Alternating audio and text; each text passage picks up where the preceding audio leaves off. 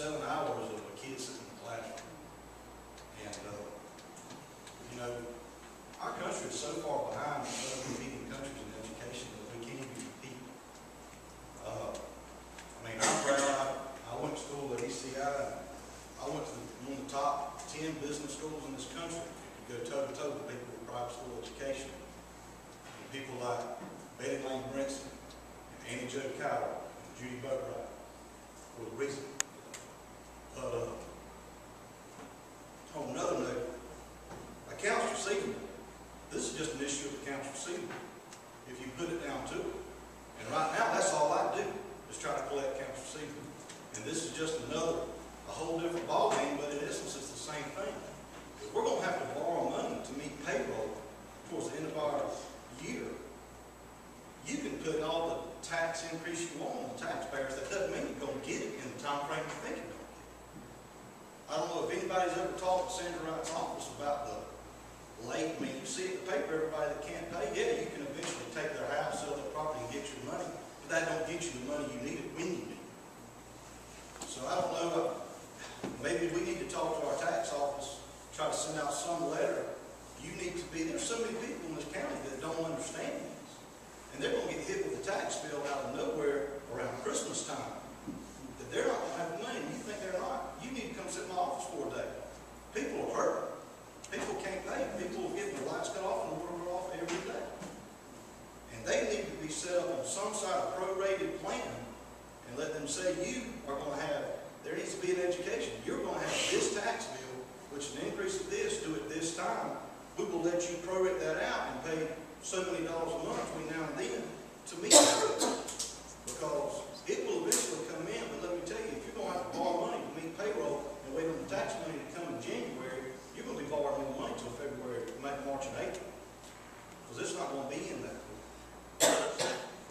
Maybe somebody smarter than me can answer that question. Well, and there is some truth to that. Of course, I talked to Sandra Wright the other day for FY, again, we're in FY 2010, the FY 2000, the fiscal 2008 taxes, the FY 2009 taxes have been paid at about 97.5%. They generally figure about a 2% uncollected rate. So it's percentage-wise, it's not a lot higher than it has been. But that's still a lot of dollars across the total digest in the county.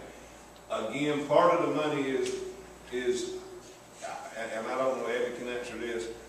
Again, the bulk of the payroll comes from the state, but there's some days that money transferred from the state may not be always the same day that the money's checks hit the bank for the money hits the account for the employees. That's an issue too, and that's part of it. I mean, again, it's not just total fund balance. The fund balance, the equity balance, if we have enough to meet payroll, it gives us the luxury of writing payroll checks and going ahead and putting them in the bank, even if the state's a little bit late. Because they don't, at the beginning of the year, they don't send us all the money that they say they're going to get. I mean, that's evidenced by the fact that over last 3 months of the year, we were cut about $1 million that we were expected to get. There was $350,000 a month for April, May, and June that we expected to get from the state that didn't come. That took it directly out of our fund balance, our equity balance. We usually use about $1.8 million in fund balance to get to January, and then our tax revenue comes in. Until then, we don't get a lot of tax revenue. Usually about January 21st, we get about $2 million in tax revenue.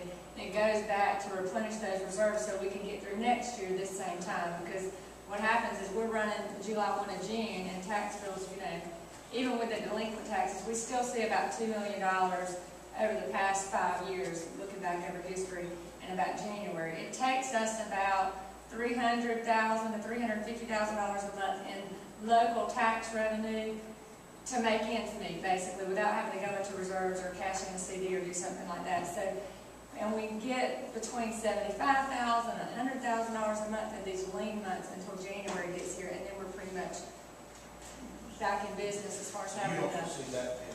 I mean, I do. I lose sleep every night. We did a projection yesterday trying to go ahead and do our cash flow so we could come to our banker friends. And because we know we're going to have to borrow money, and I am very against borrowing money to run any kind of business. Very opposed. Or tell you I'm opposed, but I mean, that's where we are, and I'm very concerned about my cash flow. even after that, because you're right, people can't afford the taxes. We raise them, but we're cutting the salaries and they can't pay the taxes. I mean, we're aware, we just don't know what else to do, so I mean, it's out of our hands at some point in time, you can't put that worry on yourself. But yeah, we're very concerned about it. I think on one of the screenshots, it said something about a salary increase of $550,000. Yes, ma'am. Salary That, benefits. Will the state, does the state pay for that? Because like we said, like right now, you know, a lot of people are doing without any increases at all. They're just lucky to have a job. The state pay scale, there was the $500,000 or so increase, was not a raise, but we're mandated by the state. This would be once again something else to lobby about, and it's not a local decision, but we have to pay those teachers, and it adds up to about $1,000 to $1,500 based on where you are on the pay scale for every year of experience that teacher gains, or if a teacher goes from getting a 4-year degree to a 5-year degree. We don't have a choice. We have to give them the raise, and it's kind of sad that we don't want them to be educated any further than they already are, but it does cost us money, and the state does reimburse us for that money, or for those teachers that get that. So we, you know, the state is offsetting that, except for the number of teachers that we may have over what the state actually assumes we need. The ones that as are far as what we supported earn. locally. The That's right. locally On teachers paper, that most of us. on paper, we got that additional $550,000. From the But state. from the Right. state. But then they took austerity that tripled that amount. So in reality, we didn't get the. They gave it, just didn't took it. I mean, again, that's, the state's playing a lot of shell I games understand too. the state's giving them an increase, no matter how you look at it. where Right. The majority of people out here are not getting And one. Thank you again, for this raising that didn't step. what happened, but one of the suggestions I made, it didn't get started in the legislature long enough ago.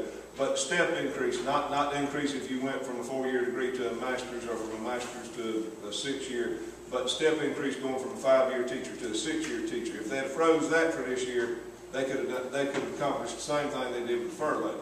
Again, they'd still been getting the same salary they got last year. If the state had froze that and left that alone, that would have been one way to work it, but that's not what they did. So, I mean, you know, that's, again, we're dealing, everybody thinks we can go from here to here. We're dealing in a narrow band of where we wiggle. I mean, that's, the state does this, again, we have to do, they do A, we have to do B to get C, because they don't drop the check and, you know, they say, here's A, you do B, then we put money in the bank on C. So, I mean, that's, it's a lot of fun.